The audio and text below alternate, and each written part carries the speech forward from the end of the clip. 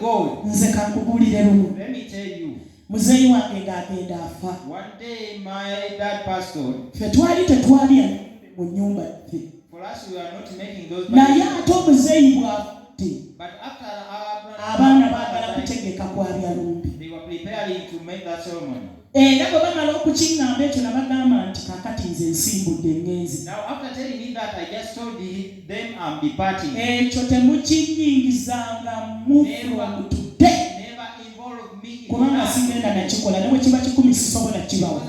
Ekyo ne mbalagirawo nti nze sikikola. I show them right from there that I can't do it. Hallelujah. Hallelujah. Abantu bano kabategeere ky'oli mu Katonda. What you are in God.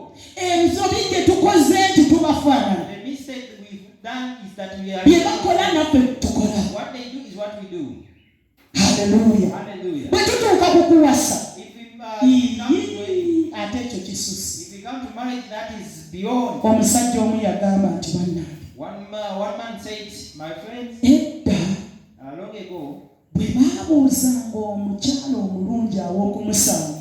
When they ask where to meet a beautiful lady, nga bonna bagamba mu balokole.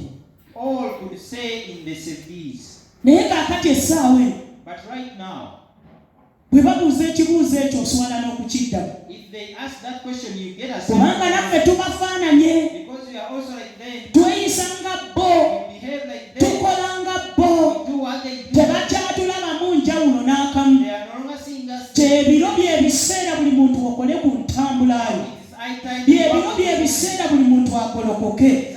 Byebiro by'ebiseera buli muntu amanye Katonda ng'omuntu. Byebiro by'ebiseera osome Bayibuli yo. Bameka abalina Bayibuli? How many have the Bibles?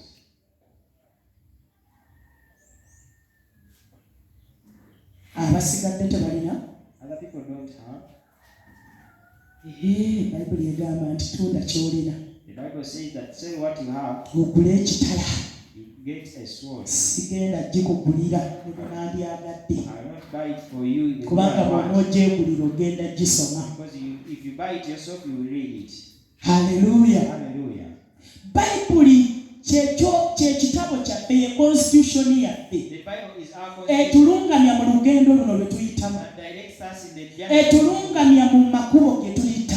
Directs us in the ways that we go through. N'olwekyo enkya ya leero. So this morning, katwezeemu amaanyi. let's strengthen Buli muntu atereeza amagenda ge. Buli muntu atereeza amakubo ge.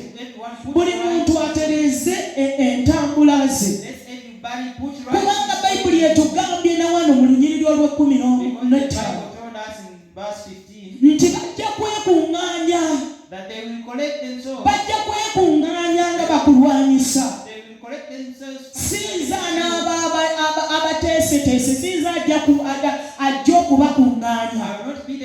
Naye ngenda kulwanirira. Kubanga tewagenda kubaawo kabi konna kakutuukako. Tewagenda kubaawo byonna Setaani byakola ebinaakutuukako. Singa okola obutuukirivu n'osimbibwa mu bbo. Ky'oba olaba nti Bayibuli bw'egamba nti teri ddogo eri Isirayiri. Ekitegeereza ddala. Emirundi egisinze bino ebintu bitutuuseeko. Kubanga waliwo emiwaatwa gye tuvudde. Omubi mwayita. Bayibuli ntukuvu era ntuufu ddala mu buli kyeyogera kiba kituufu. Naye kiremereddwa kutuukirira mu bulamu bwaffe kubanga tetukoze enkolagana yaffe ne Katonda ate tetukoze butuukirivu kusimbibwa mu Mukama. Hallelujah. Tetukoze butuukirivu kusimbibwa mu Katonda. Bizze ne bitulumba ne bitukuba ne batuloga ne batuwewaanirako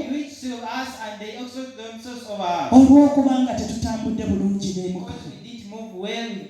Leka buli muntu agolokoke mu lugendo luno abeere serious. Ekibi kibeere kibi n'ekirungi kibeere kirungi. Mu maka go okole obutuukirivu.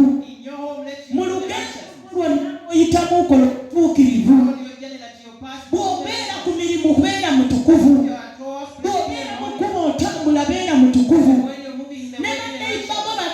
bajulira nti oyo mulokoke Everybody will kubanga wanjawulo ku bo because you're special from ne mu ssomero banaabeera njawulo. even at the school they will be unique.